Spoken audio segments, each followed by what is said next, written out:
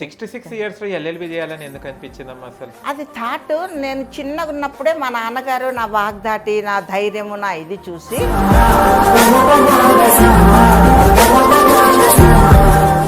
అంటే అమ్మ చిన్నప్పుడు నేర్చుకోవాలంటే కొంచెం బాడీ కొంచెం మంచి ఫ్లెక్సిబుల్గా ఉంటుంది, ఏదంటే అది చేయొచ్చు కదా.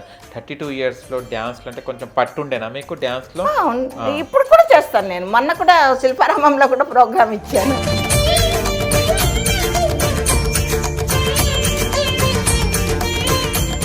మణిరత్నం గారిది గీతాంజలి చూసినప్పుడు నేను డైరెక్టర్ మహానుభావుడు ఒకసారి ఆయన చూస్తే చాలు అనుకున్నాను బాబు.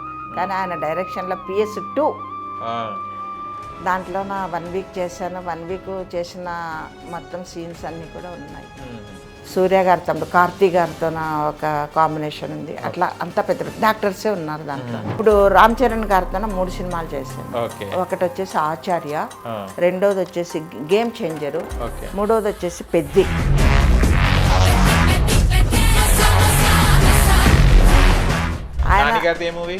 ఆయన 3. ఒకటి వచ్చేసి సరిపోదా శనివారం, హిట్ 3, మూడోది ప్యారడైజ్. ఇంకా షూట్ మొదలు కాలేదు, సెలెక్ట్ అయ్యాను, లుక్ టెస్ట్ కూడా అయిపోయింది. కానీ అంతా బాగానే ఉంది, ఎడ్యుకేషన్ ఉంది, అన్నీ ఉంది. మ్యారేజ్ అనేది అంటే మన తమ్ముళ్ళైనా చెల్లెలైనా ఎవరైనా కూడా వాళ్ళను చూసుకుంటా కూడా మనం మ్యారేజ్ చేసుకోవచ్చు కదా. మ్యారేజ్ మీద ఎందుకు మీకు థాట్ వెళ్ళలేదు? అదే ముందు చిన్నప్పటి నుంచి వీళ్ళని పెద్దగా చేయాలి, వీళ్ళని ఒక స్థాయికి తేవాలి. అందులో కొంచెం నాకు రౌడీజం ఎక్కువ. అది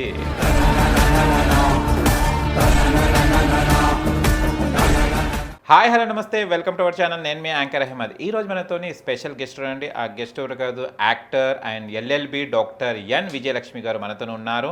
అండ్ శుభం అనే మూవీ గుర్తు ఉందా అండి? మర్చిపోతే కదా అసలు కదా. ఆ మూవీలో మంచి character and photo character and చాలా మంచి మూవీస్ చేయడం జరిగింది అమ్మగారు. ఇవాళ మనతోనే ఉన్నారు. అండ్ ఎల్ఎల్బి కూడా ఇక్కడ ఎల్ఎల్బి ఏజ్లో చదివారు. అండ్ తను క్లాసికల్ డ్యాన్సర్ కూడా. అండ్ డాక్టరేట్ ఎప్పుడు వచ్చింది అండ్ మూవీ ఫీల్డ్ ఎలా ఉందో తన మాటల్లో అడిగేసిన ప్రయత్నిద్దాం. నమస్తే అమ్మా. నమస్తే అహ్మద్ జీ. ఎలా ఉన్నారు? Ever green.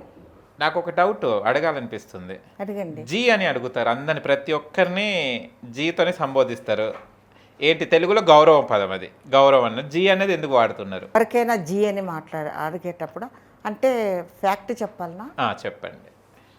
జీ అనేది ఎందుకు వాడతాం అనేది ఫ్యాక్ట్ చెప్పండి. మామూలుగా అయితే సార్ అంటాం, అంటే మాకంటే పెద్దవాళ్ళను లేకుంటే హోదాలో ఉన్న వాళ్ళను సార్ అంటాము. కొంతమంది సార్ అని అంటే అమ్మ మీ పెద్దవాళ్ళు సార్ అని అంటారు, వద్దు అని అంటారు. జీ అని అంటే ఇంకా అది ఏదైనా పెద్ద చిన్న ఏజ్ అనేది అంతా ఉండదు. జీ అని అనేది యాక్సెప్ట్ చేస్తారు 99%. కొంతమంది యాక్సెప్ట్ చెయ్యరు. అమ్మమ్మ మేము చిన్న పిల్లలు, మీకంటే ఏజ్ తక్కువ వాళ్ళమ్మ, మమ్మల్ని పేరు పెట్టి పిలవండి, లేకుంటే బాబు అనండి చాలు అని అంటారు. అది మీరు చెప్తే మేము పిలిస్తే బాగుంటుంది బాబు. సపోజ్ మేమే ఫస్ట్ అహ్మద్ అని అన్నామనుకో, ఏమి మీకు ఇంత పొగరు, ఎల్ఎల్బి అనా, డాక్టరేట్ తీసుకున్నారనా, లేకుంటే నటిననా, ఏమిటని ఇది అహ్మద్ అని అంటున్నారు అని పైకి అనలేకపోయినా మనసులో అనుకుంటారు. అంటే అహ్మద్ అంటే ఎగ్జాంపుల్ చెప్తున్నాను. కొంతమంది అనుకున్న తర్వాత వాళ్ళు ఏమనుకుంటారు, అనుకుని వాళ్ళు అయితే ఏమంటారు, వద్దమ్మా నన్ను పేరు పెట్టి పిలిచండి బాబు అనండి, జీ వద్దు సార్ వద్దు ఏమీ వద్దు, హాయిగా బాబు అనండి, మీ మనవడు లాంటి వాడిని, మీ కొడుకు లాంటి వాడిని, ఇలా వాళ్ళు పర్మిషన్ ఇచ్చినప్పుడు అప్పుడు మనం మనకు ఇష్టం వచ్చిన రూపకంగా పిలిస్తే బాగుంటుంది. నా ఏం బాబు అలాగే చేస్తాను. పర్మిషన్ గ్రాంటెడ్, మీరు ఏమైనా పిలుచుకోండి. అట్లనా? Thank you. నేను కూడా ఫస్ట్ మిమ్మల్ని అహ్మద్ జీ అనే పిలిచాను. అవును, అహ్మద్ జీ అని పిలవడానికి కూడా ఇంకొక కారణం కూడా ఉంది. చెప్పండి. యాక్చువల్గా ముస్లిమ్స్కి ఎక్కువ జీ అనే మాట మాట్లాడుతుంటాం, యూజ్ చేస్తాం. అది కూడా చిన్న కారణం. అది మళ్ళీ అది చెప్పడానికి నాకు భయం అన్నమాట. మళ్ళీ అట్లాగా అని చెప్పేసానని కొంచెం నాకంటే ఏజ్ వాళ్ళు అంటే ఇప్పుడు కలెక్టర్ గారు నాకంటే చిన్నవారే కావచ్చు, కలెక్టర్ గారు వారి కుర్చీకి మనం గౌరవం ఇవ్వాలి. జడ్జి ఉంటారు, లాయర్స్ ఉంటారు, ఇప్పుడు జడ్జెస్ కూడా నాకంటే మీకు ఇంకొక విషయం చెప్తాను. నేను లా కాలేజీకి బుక్స్ పట్టుకొని రెగ్యులర్గా పోయినప్పుడు మా లా కాలేజీ ప్రిన్సిపల్ గారు కూడా నాకంటే చిన్నవారు. ఎలాగంటే నాకు 66 ఇయర్స్, వారికి 58. అప్పుడు 58, 60లోనే రిటైర్మెంట్ ఉండేది. వారు కూడా నాకంటే చిన్నవారు. అయినా ప్రిన్సిపల్ గారు కదా, ఆ కుర్చీకి మనం ఇవ్వాలి కదా. నమస్తే, అసలు కూర్చోమంటే కూడా కూర్చునే దాన్ని కాదు వారి ముందర. మీరు గురువు గారు నేను నిలబడుకొనే ఉంటాను అని చెప్పాను. క్లాస్ రూమ్లో అంటే స్టూడెంట్స్ అందరం ఉంటాము, వారి డాష్ పైన ఉంటారు, మేము కూర్చున్నాను కూడా ఇది ఉంటుంది. అలాగా కొన్ని వయసును పట్టి కాకుండా వాళ్ళు కూర్చునే పీఠాన్ని పట్టి ఇచ్చే గౌరవము విలువ కూడా ఉంటుంది. ఇంకా అమ్మ నాన్న కంటే తూర్పు వెస్ట్ అక్కడ సైడ్ అయితే గారు అని ఖచ్చితంగా అమ్మగారు నాన్నగారు, మన సైడ్ అమ్మ నాన్న అంత. గారు అనేది చేరిస్తే ఏదో దూరం చేసి. ఓకే, మీరు దగ్గర అయ్యే పదాలే వాడండి, ప్రాబ్లం లేదు. ఓకే, 66 ఇయర్స్లో ఎల్ఎల్బి చేయాలని ఎందుకు అనిపించిందమ్మా? అసలు చాలా వరకు ఇప్పటి పిల్లలు చదవాలంటేనేమో అమ్మ ఎందుకు తొందరగా ఎప్పుడు అయిపోతే తొందరగా జాబ్లు రావాలి, మంచి సెటిల్ అవ్వాలంటే 66 ఏజ్ అంటే రిటైర్డ్ అయ్యి హాయిగా కూర్చోవాలి. ఆ టైంలో మీరు బుక్స్ పట్టుకొని ఎల్ఎల్బి చేయాల్సిన థాట్ ఎందుకు వచ్చింది? అది థాట్ నేను చిన్నగా ఉన్నప్పుడే మా నాన్నగారు నా వాగ్దాటి, నా ధైర్యము, నా ఇది చూసి, మా నాన్నగారు కోఆపరేటివ్ బ్యాంక్ మేనేజర్ అనమాట. ఆయన నాకు ఇంటికి కూచిపూడి గురువుగారిని పిలిపించి, నాకు 6 ఇయర్స్ 7 ఇయర్స్ వచ్చేటప్పటికి ఇంటికే గురువుగారిని పిలిపించి శాస్త్రీయ నృత్యం మొదలుపెట్టారు. ఆ తర్వాత నిన్ను లాయర్ చేయాలో లచ్చు అనేవారు. విజయలక్ష్మి నా పేరు, అంటే వాళ్ళ అమ్మగారి పేరు లక్ష్మీదేవి. నేను ఆగస్టులో పుట్టినందుకు విజయ కలిపి విజయలక్ష్మిని పెట్టారు. అట్లా లచ్చు అని పిలిచేవారు. అయితే చిన్నప్పటి నుంచి కూడా వచ్చిన వాళ్ళకు కూడా మా పాపను లాయర్ చేస్తాను అంటే, ఎందుకంటే ఆయన చనిపోతారని ఆయనకు తెలియదు కదా. లాయర్ని చేస్తాను, పెద్ద డాన్సర్ని చేస్తాను. నా తర్వాత 5 ఏళ్ళకు మా తమ్ముడు పుట్టాడు, పెద్ద తమ్ముడు. ఇంకా అంతవరకు ఇంక ఎంత గారాల పట్టిగా పెరిగానంటే. ఆ తర్వాత అది ఇంకా ఆయన చనిపోయారు. నాకు 12th ఇయర్ రన్నింగ్, అప్పుడు 7th క్లాస్ చదివేటప్పుడు చనిపోయారు. అప్పటికి నా కళలన్నీ ఇంకా. నా తర్వాత 3 తమ్ముళ్ళు, 1 చెల్లెలు. అమ్మ మామూలు గృహిణి. ఇంకేం చేయాలి, అనంతపురం కోఆపరేటివ్ సెంట్రల్ బ్యాంక్లో జాబ్ చేసేవారు మేనేజర్గా. ఆయన చనిపోయిన తర్వాత అమ్మ పుట్టినిల్లు ఇక్కడ కర్నూలు జిల్లా ఉలిందకొండకు వచ్చేసేసాం. మాది కూడా నాన్నగారిది కూడా రాయలసీమనే, అనంతపూర్ డిస్ట్రిక్ట్ హిందూపురం. అయితే అనంతపూర్లో చేసేవాళ్ళు. తర్వాత కర్నూలు డిస్ట్రిక్ట్ ఉలిందకొండకు వచ్చేసాం. అక్కడనే ఏసీపీపీ హై స్కూల్లో SSLC వరకు అయిపోయింది నాది. అప్పుడు 16 ఇయర్స్. ఎస్ఎస్సి అంటే మీ వరకు, మా పెద్ద తమ్ముడి నుంచి SSC వచ్చింది. మాది SSLC ఉన్నింది. మీరు SSC అయిన తర్వాత ఇంటర్ ఉంది మీకు, మాది SSLC అయినాక PUC ఉంది. అట్లా మాది SSLC, secondary school leaving certificate మా SSLCకి అనమాట. మా తర్వాత ఒక 5 ఇయర్స్కు SSC వచ్చింది. అది చదివిన తర్వాత ఇంకా పల్లెటూరు, అందులో నాన్నగారు లేరు. వాళ్ళు ఏమంటున్నారు, మ్యారేజ్ చేసేస్తామని అంటున్నారు. నాకైతే మ్యారేజ్ చేసుకున్న తర్వాత ఏమో భర్త, అత్తగారు, కుటుంబం ఎలా ఉంటుందో ఏమో తెలియదు కదా. నా ఎయిమ్స్ ఉన్నాయి. అందులో నాకు 3 తమ్ముళ్ళు, 1 చెల్లి ఉంది. వాళ్ళ బాధ్యత తీసుకో. వాళ్ళదేముంది, వాళ్ళని చేనుకు పంపించేస్తాం, పనులు చేసుకొని బతుకుతారు అని మా చుట్టాలు ఉంటారు, అమ్మమ్మ వాళ్ళు అన్నారు. ఒక బ్యాంక్ మేనేజర్ పిల్లలు కూలి పని చేయడం తప్పని నేను అనటం లేదు బాబు. ఆ చిన్న వయసులో నాకు కూలి పని చేయటం, మా అప్ప పేరు నిలబెట్టాలి, నేను ఇది చేసుకొని పిల్లలను పైకి తెచ్చుకుంటానని చెప్పి లేదు. వాళ్ళని బాగా చదివించుకొని చేసుకొని వాళ్ళని ఒక పై అంతస్తుకు తేవాలి అని అనుకున్నాను. దాన్ని నెరవేర్చుకున్నాను. పెద్ద తమ్ముడిని మిలిటరీకి పంపించాను. తను ఇంకా డిగ్రీ ఫస్ట్ ఇయర్ చదువుతున్నాను. మిలిటరీ పోయి 18 సంవత్సరాలు చేసి వచ్చాడు, దేశ సేవ చేసి వచ్చాడు. 3 ఇయర్స్ అయింది చనిపోయి ఆయన. ఆయన తర్వాత సెకండ్ బ్రదర్ వచ్చేసి ఆయన తర్వాత ఆయన బ్యాంక్ మేనేజర్గా రిటైర్డ్ అయ్యాడు. ఆంధ్ర బ్యాంక్ మేనేజర్, అది ఇప్పుడు యూనియన్ బ్యాంక్ అయ్యింది. ఆయన అయిన తర్వాత సిస్టర్ని ఇక్కడ తెలంగాణకి ఇచ్చాము, వనపర్తి అనే ఊరికి. ఆమె గృహిణి, అంటే MA చదువుతుంటేనే మ్యారేజ్ అయ్యింది. ఆమె గృహిణి. ఆమె చనిపోయి కూడా 10 months అయింది అంతే ఈ మధ్యలో. లాస్ట్ బ్రదరు బిజినెస్ చేస్తాడు. అందరు వెల్ సెటిల్డే, అందరు మ్యారేడ్, అందరు వెల్ సెటిల్డే. సిస్టర్ పిల్లలు కూడా 2, ఒక అమ్మాయి CO చదివింది, ఇంకొక అమ్మాయి అది ఇంజనీర్ అయిపోయింది, బాబు బ్యాంక్ మేనేజర్గా చేస్తున్నాడు. వాళ్ళు వెల్ సెటిల్డ్, ఇద్దరు భార్యాభర్త ఇద్దరు చనిపోయారు. మా చెల్లెలు భర్త చనిపోయారు. పిల్లలు కూడా వెల్ సెటిల్డ్, అందరు వెల్ సెటిల్డ్. మొత్తం మీరు ముందుండి నడిపించారు వాళ్ళనంతా అని నేను అనుకోను బాబు, అదొక బాధ్యతగా బాధ్యత. అంటే ఇప్పుడు ఆడపిల్ల అని చాలా మంది హేళన చేస్తారు. ఇంకా ఆ కాలంలో అయితే ఇంకా ఉంటది, ఇప్పుడంటే కొంచెమన్నా ఫ్రీడమ్ ఉంది అమ్మాయిలకు. కానీ అవన్నీ ఇంకా ఎదిరించి అవన్నింటిని పట్టించుకుంటే ఇంకా మనం ముందుకు పోలేం కదా. ఇప్పుడు అంతెందుకు ఈ కాలంలోన 2015లో లా చేరాను. 15, 16, 17, 18కి అయిపోయింది. నా ముందర అనలేకపోయినా నా ముసలిదానికి దీనికేం పట్టింది ఇప్పుడు లా చదవడానికి. బుక్స్ పట్టుకొని ఓ పెద్ద ఫోజులు కొట్టుకుంటే కాలేజీకి పోయేది. సరిపోని వాళ్ళు, లేకుంటే ఓర్చలేని వాళ్ళు, లేకుంటే ఎందుకు అనే లోకం కదా బాబు ఇది. వాళ్ళ మాటలన్నీ పట్టించుకుంటే మనం ఇంట్లో కూర్చోవాల్సి వస్తుంది, ఏం నెరవేరదు కదా. అందుకోసం ఎవరేమన్నా అనుకోని డాన్స్ కూడా నేను అప్పుడు నాన్నగారు పోయిన తర్వాత దానికి బ్రేక్ పడింది. కానీ కోరిక మనసులో అట్లాగే ఉండింది. డాక్టర్ నటరాజ రామకృష్ణ గారు అని చెప్పి చాలా ఫేమస్ గురువు గారు, వారి దగ్గరకు వచ్చి వారిని మాస్టర్ అండి నాకు ఇప్పుడు 32 ఇయర్స్, ఇప్పుడు నేను కొద్దిగా 32 ఇయర్స్లో అంత లేట్గా మీరు డాన్స్ కూడా లేట్గా 32 ఇయర్స్. మరి ఇప్పటికీ కుటుంబ బాధ్యత ఒక రూపానికి వచ్చింది కనుక మీ దగ్గరకు వచ్చాను, నాకు నేర్పించాలి అని అన్నాను. సరే వాళ్ళు ఆ వారం ఒక 3 రోజులు టెస్ట్ చేశారు నన్ను. అంటే ఇన్నేళ్ళు ఉన్నాయి కదా, తిప్పితే బేజారు పడి వెళ్ళిపోతుందేమో అని. అప్పుడు రేపు రా, పొద్దున రా, సాయంకాలం రా అని ఒక 3 days తిప్పారు. మరి వాళ్ళ దగ్గరికి పోయిరా వీళ్ళని నాకు ఎవరి దగ్గరికి వద్దు మాస్టర్, చెప్తే మీరు చెప్పండి, లేకపోతే నేను వెళ్ళిపోతాను, మీరే గురువుగా నాకు కావాలి. సర్లే అనుకొని ఆ 3 రోజులు తిప్పారు. 3వ రోజు దగ్గర పిలిచి ఇలా కళ్ళ దగ్గర నేను కూర్చుంటే ఇలా చేసి, నిన్ను ఎందుకు తిప్పానో తెలుసా, దీనికి కారణం నీకు తెలుసా అని అడిగారు, నన్ను అడిగారు. కారణం మనసులో తెలిసినట్లు ఉన్నాను కూడా, అంత పెద్ద ఆయన ముందర దాన్ని చెప్పలేను కదా. నాకు తెలియదు మాస్టర్ అండి, మీరే చెప్పండి అంటే, నువ్వు అసలు దీని మీద ఎంత పట్టుదలగా ఉన్నావు, నేను తిప్పుతుంటే ఈ మాస్టర్ ఏంది ఇన్నిసార్లు తిప్పుతున్నారు, ఈ డాన్స్ వద్దు ఏమొద్దని చెప్పని వెళ్ళిపోవాలి కదా. వెళ్ళిపోలేదు, నువ్వు పొద్దున రమ్మంటే పొద్దున వచ్చావు, సాయంకాలం రమ్మంటే అట్లా 3 days తిప్పాను నేను. నీ తృష్ణ కనుక్కోవడానికని తిప్పాను నేను. నువ్వు ఫీజు కూడా ఇవ్వాల్సిన అవసరం లేదు, నేను నీకు ఫ్రీగా చెప్తాను. 3 years కోర్సును 1 yearలో కంప్లీట్ చేశారు. కర్నూలులోనే అరంగరేటం చేశాను, ఓపెన్ ఎయిర్ థియేటర్లో అరంగరేటం చేశాను 1980లో. వారే వచ్చి నటవంగం చేశారు. అంటే అమ్మ చిన్నప్పుడు నేర్చుకోవాలంటే కొంచెం బాడీ కొంచెం మంచి ఫ్లెక్సిబుల్గా ఉంటుంది, ఏదంటే అది చేయొచ్చు కదా. 32 ఇయర్స్లో డ్యాన్స్లో అంటే కొంచెం పట్టుండేనా మీకు డ్యాన్స్లో? ఇప్పుడు కూడా చేస్తాను నేను. మొన్న కూడా శిల్పారామంలో కూడా ప్రోగ్రామ్ ఇచ్చాను. శిల్పారామంలో నేను మా బాబు అంటే అప్పుడంతా మామూలు జతులు గిత్తులు అవన్నీ ఎగరడం, దుంకడం, కూర్చోవటం, లేవటం ఇవన్నీ అప్పట్లో చేసినట్లు చేయలేకపోయినా ఇప్పుడు 32 ఇయర్స్లో చేశాను.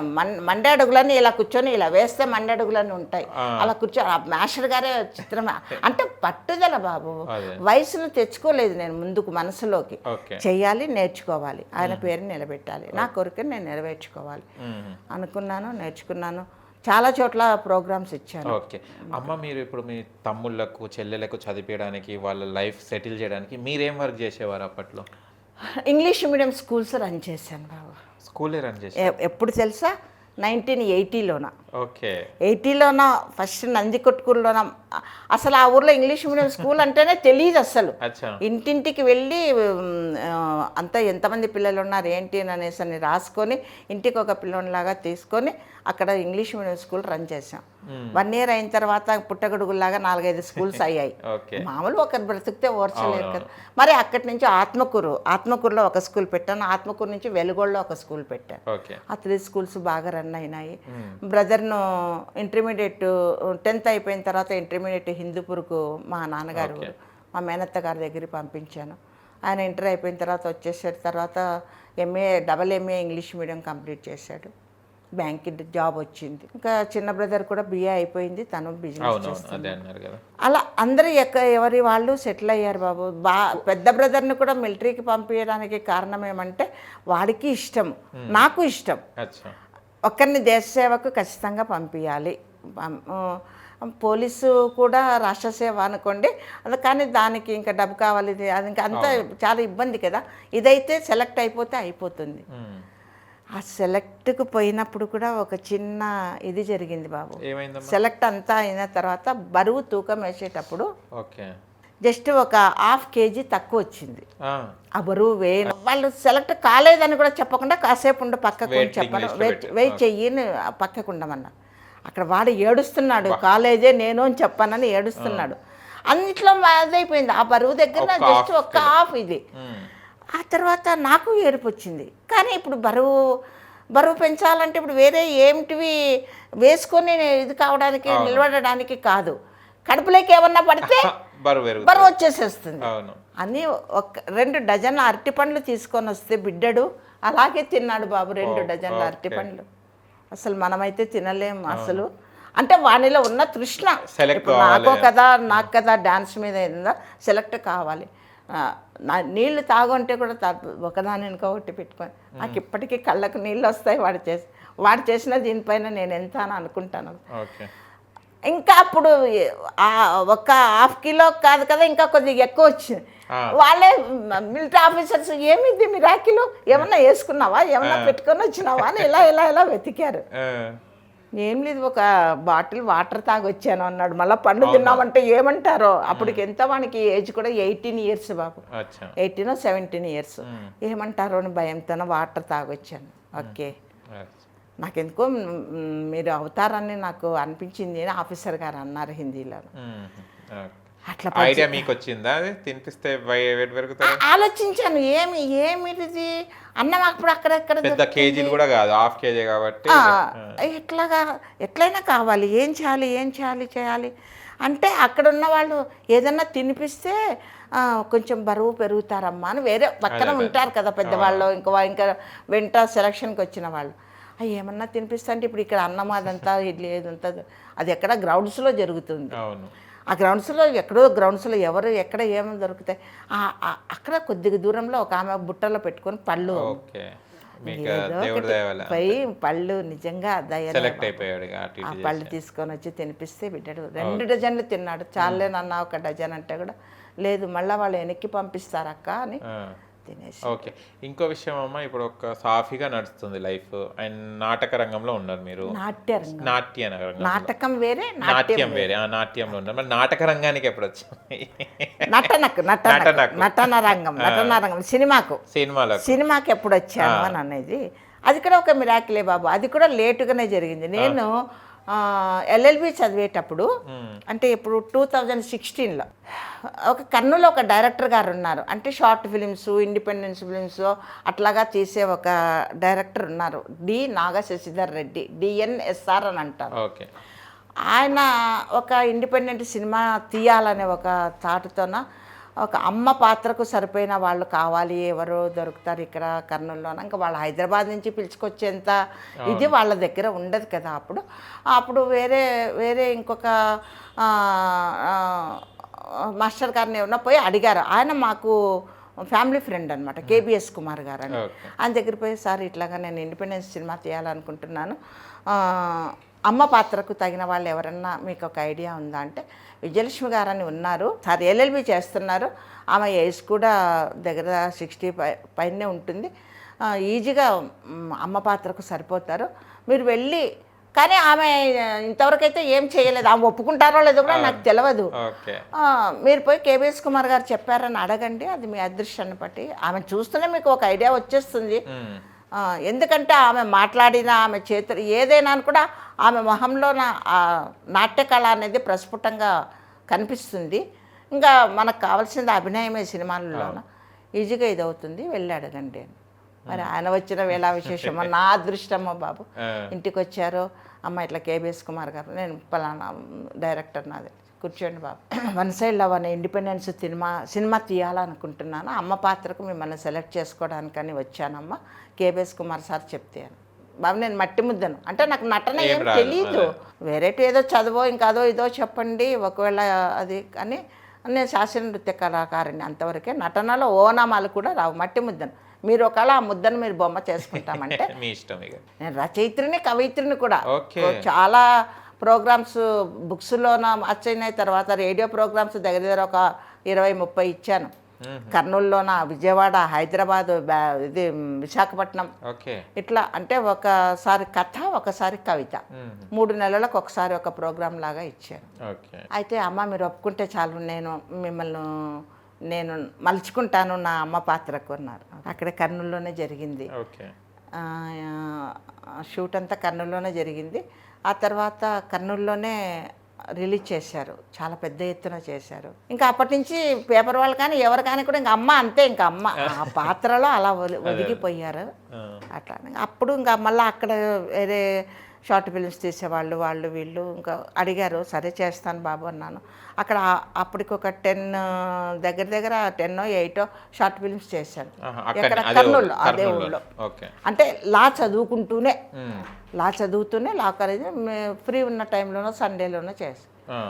ఆ తర్వాత కరోనా, మా బాబును ఎంఏ కూచిపూడి జాయిన్ చేస్తే ఇక్కడ 1 ఇయర్ వాళ్ళకు హాస్టల్ ఉండింది. సెకండ్ ఇయర్లో కరోనా రావటం వల్ల హాస్టల్ తీసేశారు.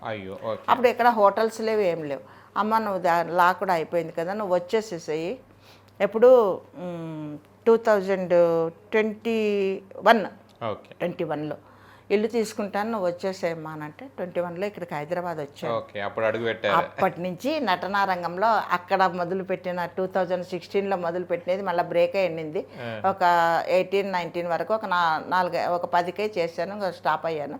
మరి ఇక్కడికి వచ్చిన తర్వాత బాబు యూనివర్సిటీలోన ఈ డైరెక్షన్ డిపార్ట్మెంట్ వాళ్ళు కూడా ఉంటారనమాట, ఎంఏ డైరెక్షన్ డిపార్ట్మెంట్. అట్లా వాళ్ళతో అట్లా పరిచయం అయిపోయి మహానుభావులు వాళ్ళ చూస్తే చాలు అనుకునేదాన్ని, వాళ్ళ డైరెక్షన్లో చేశాను బాబు. ఫస్ట్ సినిమా ఏది చేశారు మీరు? రాజరాజ చోర. ఓకే. ఎవరు? శ్రీ విష్ణు గారు హీరో. మణిరత్నం గారిది గీతాంజలి చూసినప్పుడు నేను యాక్చువల్గా సినిమాలు ఎక్కువ చూడను, ఏదో 1 or 2 రేర్ హిందీ సినిమాలు బాగా చూస్తాను.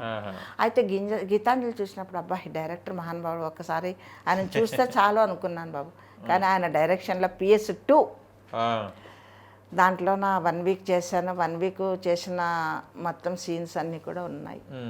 సూర్య గారి తమ్ముడు కార్తీ గారితో ఒక కాంబినేషన్ ఉంది. అట్లా అంత పెద్ద పెద్ద యాక్టర్సే ఉన్నారు దాంట్లో. అట్లా అంత పెద్ద పెద్ద డైరెక్టర్స్, పెద్ద పెద్ద హీరోలతోన కూడా 3 సినిమాలు చేసినవి కూడా ఉన్నాయి బాబు. అంటే ఒక హీరోతోన 3 సినిమాలు. ఇప్పుడు రామ్ చరణ్ గారితో 3 సినిమాలు చేశాను. ఒకటి వచ్చేసి ఆచార్య, రెండోది వచ్చేసి గేమ్ చేంజరు, మూడోది వచ్చేసి పెద్ది ఒకరోజు జరిగింది. తర్వాత నానికా నాని ఎందుకు నానికా నాని అంటున్నానంటే ఆయనకు నేనంటే అంత అభిమానం, అంత ప్రేమ. అందులో నానిలో ఎన్ ఉంది, ఎన్ విజయలక్ష్మిలో ఎన్ ఉంది, అందుకే నానికా నాని. ఆయన 3.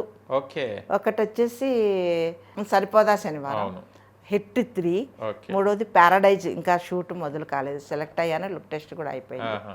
ప్యారడైజ్ 3 సినిమాలు, శ్రీ విష్ణు గారి 3 సినిమాలు, నితిన్ గారి 3 సినిమాలు. ఎట్లా చెప్పుకుంటూ పోతే ఉన్నాయి, చాలా ఉన్నాయి. 100 లేదు, 78-80 దగ్గర రాసి పెట్టుకుంటాను లిస్ట్. అంటే దాంట్లోన పెద్ద డైరెక్టర్స్, పెద్ద హీరోస్తో చేసినట్టు ఒక 50 ఉంటాయి బాబు. మిగిలినట్టు చిన్న చిన్న డైరెక్టర్లు, చిన్న అంటే షార్ట్ ఫిల్మ్స్ కాదు, మామూలుగా ఫిలిమ్సే కొంచెం చిన్న డైరెక్టర్లు, చిన్న హీరోస్ చేసి ఉంటారు. అలాంటివి ఒక 20-25, టోటల్గా ఒక 80 దగ్గర బయోపిక్స్ 2 చేశాను. ఒకటి గీతారెడ్డి గారు ఉంటారు కదా, ఇంత కాంగ్రెస్ మినిస్టర్ గారు గీతారెడ్డి, వాళ్ళ మదర్ది అంటే ఈశ్వరీబాయి అని, ఆవిడ కూడా ఫ్రీడమ్ ఫైటర్. ఈశ్వరీబాయికి మదర్గా చేశాను. దాని పేరు అగ్నిశిఖ, బయోపిక్ అగ్నిశిఖ. ఇంకోటి ఈ మధ్యలో రేవంత్ రెడ్డి గారు బయోపిక్ చేశాను. రేవంత్ రెడ్డి గారు నేను టీడీపీ లీడర్ను కూడా, స్టేట్ లీడర్ను plus district leader, first district లీడర్ను, తర్వాత స్టేట్ లీడర్ను. 1980లో నేను టీడీపీలోకి జాయిన్ అయ్యాను. నేను క్లాసికల్ డాన్సర్గా అన్నగారితో నా అవార్డు కూడా తీసుకున్నాను. వారి ముందు ప్రోగ్రాం కూడా ఇచ్చాను. 80 నుంచి ఇంకెంతవరకు ఇట్లాగే కొనసాగుతూనే ఉన్నాను. వారి హయాంలో ఉన్నప్పుడు కూడా ఫస్ట్ డిస్ట్రిక్ట్ ప్రెసిడెంట్గా 3 టర్మ్స్, అంటే 2 years. తర్వాత స్టేట్కు ఎన్ రామారావు గారు చంద్రబాబు నాయుడు గారు వచ్చిన తర్వాత స్టేట్ లీడర్గా కూడా 6 years చేశారు. ఓకే. కానీ ఓన్లీ పార్టీ పదవులు మాత్రమే చేశాను. ఇంకా డబ్బు సంపాదించుకునే పదవులు అదే అడుగుదాం అనుకున్నా, వాళ్ళు ఎంత సంపాదించుకున్నారని. ఏం లేదు, ఏమీ ఇప్పుడు అనకూడదు, కానీ ఏదైనా అలాంటి పదవి కావాలంటే మనం ఏదో ఖర్చు పెట్టుకోవాలి. ఖర్చు పెట్టుకునే స్తోమత నాకు లేదు. ఈ పార్టీ పదవులు అంటే మన యొక్క దీన్ని బట్టి ఇస్తారు వాళ్ళు. అందులో అప్పుడు అంతమందిలో లేడీని నేను ఒక్కదాన్నే అక్కడ.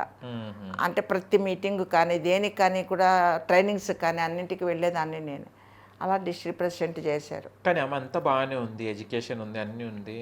మ్యారేజ్ అనేది అంటే మన తమ్ముళ్ళైనా చెల్లెలైనా ఎవరైనా కూడా వాళ్ళను చేసుకుంటే కూడా చూసుకుంటా కూడా మనం మ్యారేజ్ చేసుకోవచ్చు కదా. మ్యారేజ్ మీద ఎందుకు మీకు థాట్ వెళ్ళలేదు? అదే ముందు చిన్నప్పటి నుంచి వీళ్ళని పెద్దగా చేయాలి, వీళ్ళని ఒక స్థాయికి తేవాలి. అందులో కొంచెం నాకు రౌడీజం ఎక్కువ. అది స్కూల్లో కూడా ఎవరైనా స్కూల్లోనే కాదు, ఎవరైనా మగపిల్లలు ఎవరైనా ఏదన్నా అంటే కొట్టడమే, ఇంకంతా ఏం లేదు. ఒకసారి రిక్షాలో పోతున్నాను, అప్పట్లో రిక్షాలు అంటే SSLC అయిపోయి ఒక 2-3 years అయింటుందేమో. కర్నూలులో ఏదో సామాన్ తీసుకొని రిక్షాలో పోతున్నా. ఎవడో వాడు రోడ్డు మీద ఇట్లా పక్కన సైడ్ రోడ్ మీద ఒకడు నేను వచ్చి కూర్చుందనా అని అన్నాడు. అప్పుడు ఏమనాలి, నేను వెంటనే థాట్ వచ్చింది, రా కూర్చుందురా అని ఆటోని ఆటో కాదు రిక్షా నిలబెట్టు బాబు అని అన్న. ఏమన్నా తీసుకోవాలంటే కాదు నిలబెట్టు నన్ను. నిలబెట్టినాడు. రా కూర్చుందురా అని అన్న. వాడు అబ్బా మంచి ఛాన్స్ దొరికింది అని వచ్చి వచ్చినాడు. ఎక్కి ఇట్లా కూర్చుంటుంటేనే ఇలా కాలర్ పట్టుకున్నా. ఎక్కినోని ఇలా కాలర్, ఏంట్రా నా పక్కన కూర్చుంటావా, ఎవరు నువ్వు, నాకేమన్నా తండ్రివా అన్నవా మొగునివా, నువ్వు ఏమని నిన్ను పక్కన కూర్చోబెట్టుకోవాలి, అసలు నీకు ఎంత ధైర్యం, రోడ్డున బయట రోడ్లో పోకుండా నేనేదో రిక్షాలో పోతున్నా, నేను నీ పక్కన కన్ను కొట్టానా, నేనేమన్నా పిలిచానా, నేనేమన్నా నీకెంత ధైర్యం వచ్చింది ఆ మాట అనడానికి, నువ్వు నన్ను వేసి పట్టుకొని తను అందరు షాప్ దగ్గర ఉన్న వాళ్ళు అమ్మ పోన్లేమ్మ వయసులో ఉన్నాడు నువ్వు అంటే మీరు అంత అందంగా కనిపించారనమాట. ఏమో మరి అందంగానే నేను అన్నాను. మీరు కాదు అంత అంటే 22 years అలా 20 కూడా లేదమ్మా, 18 అంత అలా అందమని నేను చెప్పను.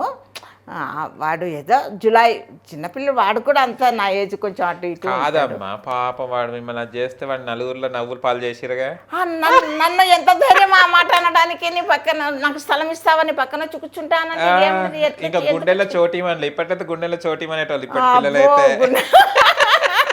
ఇంకా వాడిని మామూలుగా అయితే దిగి కొట్టనికపోతే కూడా వాడు పారిపోతాడు. వాడిని అనునయంగా ముందు వాడిని నా దగ్గరికి చేర్చుకొని నేను చేసే పని నేను చేయాలని చెప్పి నాకు కూర్చుందిరా అన్న. ఎంతమంది అయ్యారు అట్లా బలి మీ దగ్గర ప్రపోజ్ చేసి? స్కూల్లో ఉన్నప్పుడైతే ఇంకా మేమిద్దరమే ఆడపిల్లలు. నేను ACP హై స్కూల్లో చదివేటప్పుడు 7th class చదివేటప్పుడు నాన్నగారు పోయారు, మళ్ళీ 7th లోనే జాయిన్ చేశారు. 7th నుంచి SSLC వరకు అక్కడ అయింది. అక్కడ కూడా రౌడీనే. స్కూల్లో కూడా ఇద్దరమే ఆడపిల్లలము మా క్లాసులో ఉన్న, తర్వాత వేరే క్లాసుల్లో ఉన్నారు. అక్కడ కూడా కొంచెం రౌడీనే. ఎవరైనా మగ పిల్లలు ఎవరైనా ఏదన్నా అంటే ఏదన్నా మరి ఘర్షణకు పోవడం, కొట్టడం చేయడం వరకు కూడా. మంచిగా ఏందమ్మా మీరు పెళ్లి చేసుకోకపోవడం మరి కదా, లేకపోతే కొట్టి వాడిని చంపేటోళ్ళు. కానీ ఎంత రివర్స్ అయింది తెలుసా? రివర్స్ అయింది. 66 yearsలోన నేను లా చదివేటప్పుడే, 2nd year చదివేటప్పుడే మా మేనమామ ఏమన్నారు, లైఫ్ సెటిల్ అవుతుందమ్మా, అందరు సెటిల్ అయిపోయారు, ఇది కూడా లా అయిపోతుంది, ఇంకా 1 year అయిపోతే నీ కోరికలన్నీ తీరినాయి, ఇక నీకు కూడా ఒక తోడు కావాలి కదా, ఎక్కడ తమ్ముళ్ళ దగ్గర పోమన్నా పోవు, నా దగ్గరికి రమ్మన్నా రావు, ఎక్కడికి పో, నేను స్వతంత్రంగా బ్రతుకుతాను అంటావు, నీకంటే తోడు నా అనేవాడు ఉండాలి. ఎంత తమ్ముళ్ళైనా వాళ్ళ పిల్లలు వాళ్ళు ఉన్నారు. ఒక మంచి వ్యక్తిని, నేను రిటైర్డ్ వ్యక్తిని చూస్తాను, నా ఫ్రెండును నేను మ్యారేజ్ చేసుకునే తీరాలని. ఆ మాట చెప్తే ఇంకొక మాట అన్నారు, ఏమన్నారు, మంచి కోటీశ్వరుడు అని అన్నాడు. ఏంది మామ మళ్ళీ ఒకసారి చెప్పు అని అన్నా. కాదు రిటైర్డ్ అయినాడు, మంచి కోటీశ్వరుడు అంటే కోటీశ్వరుడు అని చేసుకోవాలన్నా నేను. పాయింట్ అర్థమైంది. నేను ఇప్పుడు లాయర్ని మామ, మీరు కూడా లాయర్, ఆయన కూడా లాయరే, చాలా పెద్ద లాయర్, పెద్ద లాయర్, కర్నూలులోనే చాలా ఫేమస్ లాయర్ ఎన్ శ్రీరాములు. ఆయనను ఒక పక్క దృష్టిలో పెట్టుకుని కూడా నేను లా చేయడానికి కారణం అది కూడా చిన్న point. Come to the point, lawyer advocate అని అన్నా. ఏంది లక్ష్మి ఏంది అని అన్నారు. మరి ఇప్పుడు మీరు ఏమన్నారు, ఏదో కోటీశ్వరుడు అనే మాట అన్నారు కదా, అంటే ఇప్పుడు నేను కోటీశ్వరుడుగా చేసుకోవాలన్నా లేకపోతే తోడుగా చేసుకోవాలన్నా? కాదు చెప్తున్నాను అని అంటే, తోడుగా చేసుకోవడము అని అంటే ఇదే సరే, కానీ కోటీశ్వరుడు అని అంటున్నారు కదా, దాని వెనక ఎంత చరిత్ర ఉంటుందో ఏముంటుందో ఏమో. రిటైర్డ్ ఆఫీసర్ అనమాట. ఏం లేదు, నేను చెప్తున్నాను కదా, నా మాట మీద నమ్మకం పెట్టుకొని మ్యారేజ్ మామూలుగా తెలుగు మ్యారేజే చేసుకోవడం అయింది. ఇదైంది. అయిన తర్వాత ఆయనకు భార్య చనిపోయింది.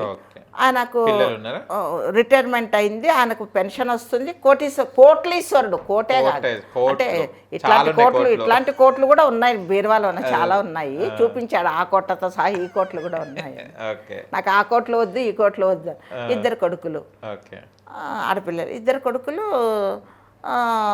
సరే మ్యారేజ్ చేసుకొని ఇంటికి పోయిన తర్వాత వాళ్ళు ఒకటే కండిషన్ పెట్టారు, ఆస్తి ఉంది కదా, నువ్వు ఆస్తి కోసం పెళ్లి చేసుకున్నావు, ఎందుకు చేసుకున్నావు మాకు తెలియదు, నువ్వు రేపొద్దున మా నాన్నని చంపచ్చు ఆస్తి కోసం కూడా, కనుక ఇప్పుడు ఆస్తిని ఉండేది మా పేరు మీద రాపించేసేయి. నన్ను అడిగారు ఫస్ట్. ఆయన అడిగారు ఈ పెళ్లికి చేసుకున్నప్పుడు, అదంతా ఆయన ఒప్పుకోలేదు. తర్వాత నన్ను ముందుకు తెచ్చారు, రాపించిన తర్వాత మీకు పెన్షన్ వస్తుంది కదా, ఆ పెన్షన్ మీద మీరు బ్రతకచ్చు, ఇప్పుడు ఉన్న ఇల్లు కూడా మీకే ఉంటుంది, ఇల్లు మీద ఉండొచ్చు, కనుక ఉన్న ఆస్తినంతా మాకు 2 అన్నదమ్ములకు రాపించు అన్న. నేను రాపించేది మీ నాన్నగారిని మీరు అడగండి, నాకు అవసరం లేదు.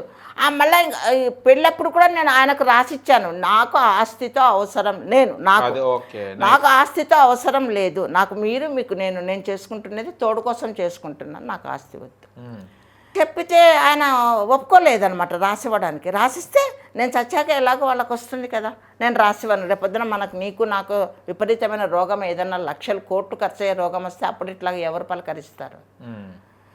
నువ్వే నేర్పించినావు, నాయనకు రాసియకుండా నువ్వే నేర్పించినావు. లేదు నువ్వు అప్పటి నుంచి మొదలైనాయి నాకు కొట్టడము, తిట్టడము, అవన్నీ చేస్తుంటే పక్కన ఎదురుగా నిలబడి కూడా అవునరా నా భార్యని ఎందుకు కొడతావు అని కూడా అనలేదు. అంటే అంత భయం కొడుకులండి. ఇప్పుడు నా భార్యను ఎందుకు కొడతారా, కావాల్సింది మీకు ఆస్తే కదా తీసేసుకోండి అని చెప్పేసి అంటున్నారు. అప్పుడు నేను కూడా అబ్బా నా భర్త ఎంత ఇది అని నేను కూడా అనుకుంటుంటే, కొడుతుంటే కూడా ఎడ్డుకలు ఇచ్చి కొట్టిన సుట్కేసులు బయట పారేసిన, ఏం చేసినా అని కూడా నువ్వు ఎదురు ఊరికే ఇలా కూర్చొని ఉన్నావే కానీ తలెత్తి కూడా నా భార్యను ఎందుకు, అటువంటి ఇంట్లో నేను ఎలా ఉండాలి మీరు చెప్పండి.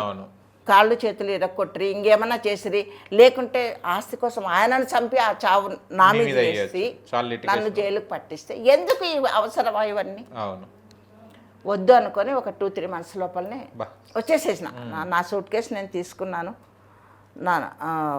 నాకు అవసరం లేదు, నాకు వచ్చేసినాను. అప్పటి నుంచి ఇప్పటి వరకు ఆయన ఉన్నారో లేదో తెలియదు, నేను ఉన్నానో ఆయనకు తెలియదు, ఆయన ఉన్నారో లేదో నాకు తెలియదు. నాకు చేత కాకపోతే, కాళ్ళు చేతులు ఆధీనంలో లేకపోతే అనాథ శరణాలయంలో పోయి చేరుతాను. ఎందుకు చేరుతాను అనాథ శరణాలయంలో అంటే, ఇప్పుడు అనాథ శరణాలు చాలా ఉన్నాయి, డొనేషన్స్ తీసుకొని డబ్బులు ఇస్తే తీసుకొని చేసేటివి ఉన్నాయి, అనాథలని చెప్పని ఫ్రీగా చేసేటివి ఉన్నాయి. పూర్తిగా ఇంకా రేపో ఎల్లుండో చనిపోతుంది అన్నట్టు ఆమెను కూడా అనాథ శరణాలయంలో చేర్చుకునే వాళ్ళు ఉన్నారు. నాకేం భయం, నాకు జీవితంతోనే ఉన్ననాళ్ళు చేసుకుంటాను, ఎవరి దగ్గర కూడా పోను, తమ్ముళ్ళ దగ్గర పోను. నేను ఇప్పుడు సాగుతున్నా, నా కొడుకుది కూడా ₹1 పైసా తీసుకోను, చేతనైన నాళ్ళు చేసుకుంటా. నా బ్యాంక్ బ్యాలెన్స్ ఉంటుంది తెలుసా, 5,000 ఉంటుంది, అంతకంటే ఎక్కువ ఎప్పుడూ ఉండదు. నాకేం బంగారు కొనాలని, ఇల్లు కొనాలని, ఆస్తి కావాలని ఇవన్నీ ఆశలు లేవు బాబు. తర్వాత అనాథాశ్రమంలో చేరేటప్పుడు కూడా వాళ్ళకు ఒకటి రాసిస్తాను. ఏమని రాసిస్తాను, నేను చనిపోయిన తర్వాత బంధువులకు ఒకవేళ చెప్తే చెప్పుకోండి, వాళ్ళు వచ్చి చూసుకుంటారో లేదో, అది నా శవాన్ని హాస్పిటల్కు కాయదానం చేయాలి. కాయదానం అంటే మీరు మామూలుగా అవయవదానం అనేది ఒకటి వినింటారు, ఇది అవయవదానం కాదు. అవయవదానం అంటే కండ్లో గుండెనో అవి అవయవదానం. కాయదానం అంటే మొత్తం శరీరాన్ని ఇచ్చేసేయటం, చనిపోయిన శరీరాన్ని. హాస్పిటల్కి ఫోన్ చేసి ఇట్లా ఎన్ విజయలక్ష్మి అనాథ శరణంలో చనిపోయింది, ఆమెను తీసుకుపోతారని అంటే వాళ్ళే అంబులెన్స్ తీసుకొని వచ్చి తీసుకుపోతారు. అలాగా నేను ఏర్పాటు కూడా చేసి పెట్టుకున్నా. అంటే కర్నూలు జనరల్ హాస్పిటల్లోన నేను వెళ్ళి అప్లికేషన్ రాసి నా కాయదానాన్ని మీరు తీసుకోవాలి, పర్మిషన్ ఇస్తారు. వీళ్ళు చేయాల్సింది ఏం పని, వాళ్ళకు ఫోన్ చేసి హాస్పిటల్కు ఇట్లాగా ఆమె చనిపోయింది, మీరు వచ్చి ఆమె కాయదానం రాశారంట కదా, ఆమెను తీసుకొని పోండి, ఇదొక్కటి చేయండి. దానికి కూడా మీకేం డబ్బులు కాదు, వాళ్ళే అంబులెన్స్ తెస్తారు, మీరు ఎక్కడ తీసుకొని వెళ్ళిపోతారు. కనీసం నేను చచ్చినాక కూడా శుభం అనే సినిమాకు కింద ఉంది ఒక ఆప్షన్ చదివారా? చచ్చినా చూడాల్సిందే, అవును, చచ్చినా చూడాల్సిందే అని ఎందుకు అక్కడ ఆప్షన్ పెట్టినారంటే ఆ సీరియల్ చూడడానికి మేము చచ్చిపోయినాక కూడా దయాలవై వచ్చి చూస్తాం, మా మనవరాళ్ళు లేకొచ్చి. అట్లా అది నేను అనుకున్న ఆప్షన్ నేనేమో మనసులో అనుకుంటున్నాను. అట్లా చచ్చినా నేను ఒకరికి ఉపయోగపడాలని చెప్పని. అంటే కాయదానం ఏం చేస్తారమ్మా? హాస్పిటల్లో మెడికల్ కాలేజీలోన ఒక దీంట్లో నా యాసిడ్స్ అదంతా వేసి మెడికల్ స్టూడెంట్స్కు పాఠాలు అంత భాగ్యం నాకు, అంత భాగ్యం కలగడం అని అంటే ఎంత అదృష్టం అనుకోవాలి. ఒకరికి ఒక పైసా ఖర్చు లేదు. ఈ ఇంట్లో వాళ్ళు చేయాలి అనుకుంటే వాళ్ళకు డబ్బు ఖర్చు అవుతుంది కదా. ఇప్పుడు దహనం చేయాలంటే కొంచెం ఖర్చు అవుతుంది, తర్వాత దినాలని అదని ఇదని హిందూ శాస్త్రం ప్రకారం కానీ ఏదన్నా కానీ చేయాలి కదా. ఎవరు పెట్టుకున్నాను కూడా అవసరం లేదు నాకు, ఒకరిది డబ్బుతోనే నేను ఇది చేసుకోవాల్సిన అవసరం అని అన్నీ ఎక్కడక్కడ పక్కడబందిగా చేసి. కానీ నిర్ణయం చాలామంది అవయదానాలంటే విన్నాను నేను, కాయదానం అని ఇట్లా బాడీ ఉండాలని అసలు నేను ఎక్కడ కూడా మేము వినలేదు. కాయము అంటే శరీరము, మొత్తం శరీరాన్ని కాయము అంటే ఎందుకమ్మా ఇంత పెద్ద నిర్ణయం ఎందుకు తీసుకున్నారు? అది ఏదో నాకు ఒక ఈమె ఎంత మంచిది అది ఇది అని ఒక సర్టిఫికేట్ కావాలని కాదు బాబు. నాకు నా నిర్ణయం ఎందుకనంటే ఎవరికి నేను మెయిన్గా నేను చచ్చినాను కూడా 10 మందికి ఉపయోగపడాలి. ఇవన్నీ ఎందుకు? కానీ ఒక మాట, మీ నాన్న ఉంటే ఇవాళ మీరు కూడా ఒక కుటుంబం ఉండేది. అబ్బా, ఆయన ఎందుకో మా అమ్మగారు కూడా, మా నాన్నగారి పేరు ఎన్ అంజినప్ప, బ్యాంక్ మేనేజర్. మా అమ్మ పేరు గృహిణి ఎన్ సరోజమ్మ, 5వ తరగతి వరకు చదువుకోయింది. ఆమె కూడా తమ్ముళ్ళు అందరిది ఒక స్థాయికి తెచ్చావు కదమ్మా, పెళ్లి చేసుకో లక్ష్మి, నీకంటూ నేను ఎన్నాళ్ళు ఉంటానమ్మా, నీకంటూ ఒక తోడు ఉంటే బాగుంటుంది. పోమ్మా పో, ఏం పెళ్లి చేసుకున్న వాళ్ళు ఎవరు సుఖపడినారు ఒకరిని చెప్పు. నాకొద్దు, నేను కావాలని మళ్ళా లంపటం అంటే పెళ్లి చేసుకున్న వాళ్ళందరికీ బాధలు ఉంటాయా అని అనొద్దండి బాబు. నాకు ఆ మనసు అట్లాగా, ఎందుకంటే నా మనస్తత్వానికి దానికి ఇది కాదు అన్న భావం నా మనసులో నిండిపోయింది. మా అసోసియేషన్లో ఉన్నారా మీరు? ఏది బాబు? మా అసోసియేషన్లో లేదు బాబు, 1,50,000 అంటాయా, నేను అక్కడి నుంచి తెద్దును. అంతెందుకు, నేను ఓన్లీ లాయర్ను, నాట్ అడ్వకేట్ కావాలంటే బార్ కౌన్సిల్లో పోయి కొన్ని వేలు కట్టాలా. లేదు, వేలు లేవు. ఓకే, శుభం మూవీ చేశారు కదా, ఇప్పుడు చాలా వైరల్ అయిపోయారు. కానీ చాలా మూవీ చేసిన తర్వాత కూడా ఈ పేరు చాలా బాగా వచ్చింది మీకు శుభంలో. మీకు అన్నీ ఎందుకు ఎండింగే కలిసి వస్తున్నాయి? ఏమో చూడు, అందులో ఎట్లా అది కూడా ఎట్లాంటి ఎండింగ్, అది కూడా శుభం అంటే కూడా ఎండింగ్. ఆ శుభం అంటే ఎండింగ్ ఎట్లాగా పైన ఫోటో పెట్టి జెండా వేసి, ఇక్కడ హైదరాబాద్లో ఎక్కడ చూసినాను కూడా వాల్ పోస్టర్లో నిండా నేనే ఉన్నాను. అంటే నా చావును నా ఇదిని నేనే చూసుకున్నానయ్యా. చావును ఒక చోట చూసుకున్నా. ఎలా చూసుకున్నానంటే, జగిత్యాల అనే ఊర్లోన ఎదురు చూపు అనే ఒక సాంగ్ చేశాను. అబ్బా, ఆ సాంగ్ చూస్తే కనుక అమ్మ ఇది ఏమి నటన తల్లి అని ఇట్లా చేతులు ఎత్తి అంత, అసలు దాన్ని నేను రోజు ఒక్కసారన్నా వింటా ఆ సాంగ్ ఎదురు చూపు అని. దీంట్లో కొడితే వస్తుంది బాబు, మన యూట్యూబ్లో కొడితే వస్తుంది. నా కొడుకు దుబాయ్కి పోయి ఉంటాడు వాటి సంపాదన కోసం. చదువు ఉండదు వానికి, ఏదో ఇండ్లు కట్టడం అది ఇది ఆ పని చేస్తుంటాడు. భార్య ఒక కొడుకు ఉంటారు. వాళ్ళ దగ్గర నన్ను పెట్టేసి పోయి ఉంటాడు. ఆమె కోడలు ఇంకా నన్ను రాచి రంపాన పెడుతుంటుంది. పిల్లోని కూడా ఇలా ముట్టుకోనివ్వదు.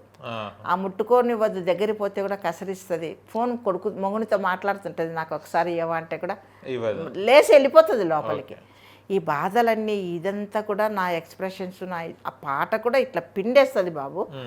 ఆ పాట ఎట్లా ఉందంటే, అసలు ఆ పాట లాస్ట్కు ఫైనల్గా చనిపోతాను.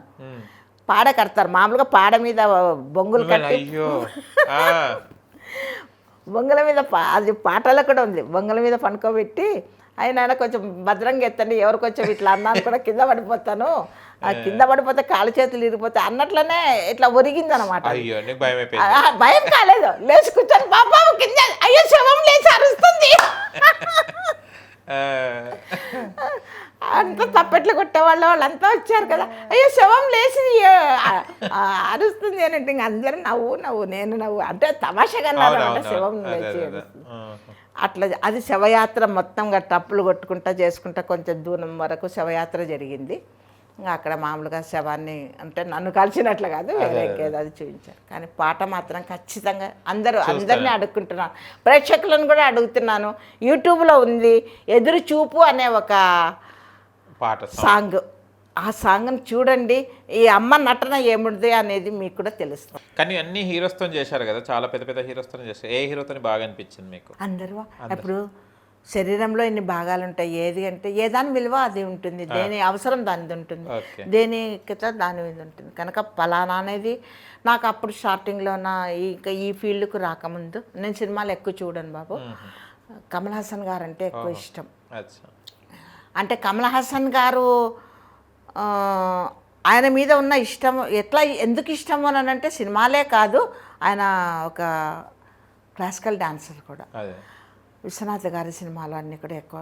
సాగర సంగమం చూసి వచ్చాను. అమ్మ నువ్వు డాన్సర్ కదా, నువ్వు వచ్చి చూడాలి, నీకు ఇష్టం కదా చూడాలి అని అంటే అప్పుడు మా బ్రదర్స్ తీసుకొని వెళ్తే అప్పుడు ఇంకా మనసులో నా నాన్నగారు నాటిన బీజం మళ్ళీ మొలకలు ఎత్తడం మొదలైంది. ఖచ్చితంగా డాన్స్కు పోయే తీరాలి.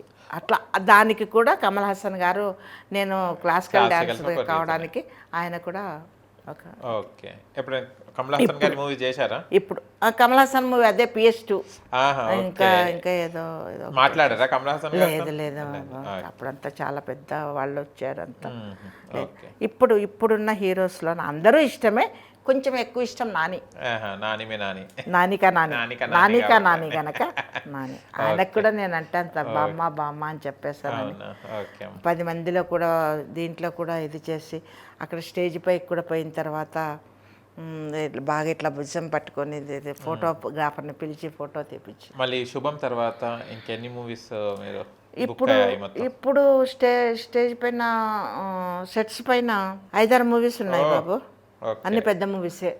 పెద్ది ఒకటి, తర్వాత ప్యారడైజ్ ఒకటి, తర్వాత కింగ్డమ్ ఒకటి.